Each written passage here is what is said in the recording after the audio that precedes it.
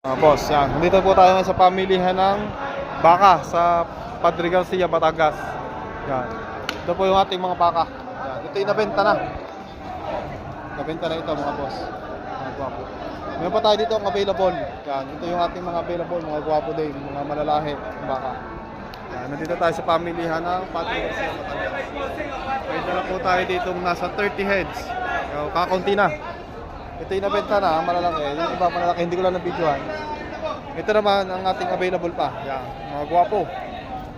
Maganda, quality. Ito na lang po yung natitira natin. Sa mga naghahanap po ng baka, mga alagain, pampatining. Yan, direct message nyo lang ako. Madami po tayo. Direct supplier po ako, dealer po ako mismo. Galing pong norte ang ating mga baka. Yan, magaganda, quality. Ito, mga pampatining, malalaki ito. Sa mga naghahanap po, message nyo lang ako or comment lang kayo sa akin. Madami tayong baka. Tuwing Sunday or Linggo ng umaga, dumadating po tayo. 40 to 50 heads po yung ating mga bagong dating na baka. Tuwing Linggo. Direct message nyo lang ako mga boss.